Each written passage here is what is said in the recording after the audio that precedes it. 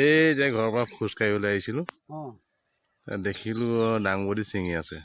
সেইকাৰণে সোমাই যাওঁচোন বোলো পাৰিলে মই 1 কেজিমান লৈ যাওঁ লোকেল দাংবডি ঘৰুৱা দাংবডি গোবৰ সাৰত হোৱা দাংবডি মাটি নিজৰ খেতি নিজৰ গোবৰ নিজৰ বজাৰ নিজৰ আৰু ইয়াত কোনো ৰাসায়নিক সাৰ নিদিয়াকৈ হয় জৈৱিক সাৰৰ দ্বাৰা প্ৰস্তুত কৰা দাংবডি সিদিনাখন দিলোঁ আজি 2 দিনৰ আগত 10 কেজি এতিয়া বজাৰখন অকণমান ইয়াত ভাল হৈ আছে হয় বজাৰত 80 টকা 100 টকা আমি এতিয়া ঘৰুৱা ইয়াতে ছিঙিছোঁ পোৱা গ'লে দিওঁ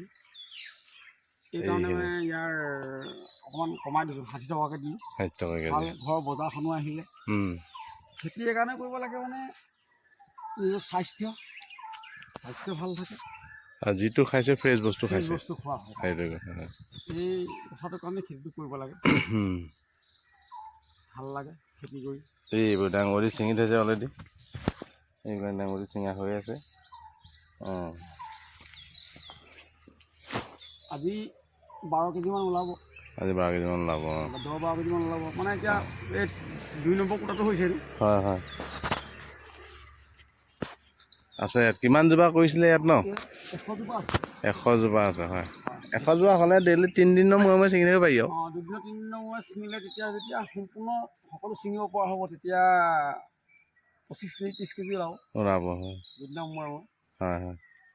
নিজলৈও হৈছে ৰাইজলৈও হৈছে এয়া হয় হয় কৰিব লাগে খেতি নহয় জানো খেতি কৰিব লাগে অকল বিকিম বা কাৰোবাক দিন নহয় নিজে লগতে স্বাস্থ্যটো ভাল হৈ থাকে আৰু যিটো খাইছে ফ্ৰেছ বস্তু খাইছে হয় ছিঙিব পৰা আছে সেই চাইডে বহুত দীঘল হৈ আছে সেইখিনি ছিঙিব পৰা হৈ আছে বাৰীখন ধুনীয়া হৈ আছে চাবলগীয়া বাৰী এখন এইয়া এই চাইডে অহাই নাই ছিঙিবলৈ বহুত দীঘল হৈ আছে এইবোৰ দাংবডি এইবিলাক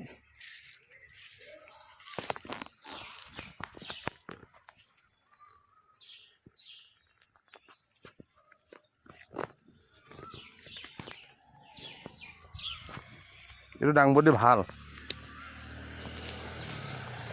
খুব ঘনকৈ লাগে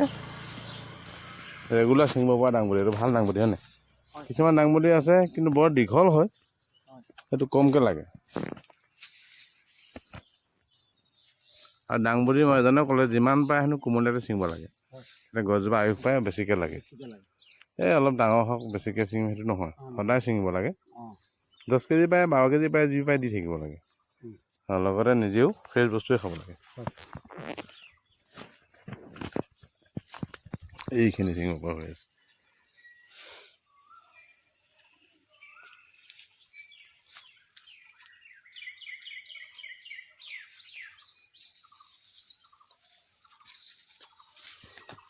মই আহিলোঁ মই 1 কেজি ল'লোৱে আৰু ধৰক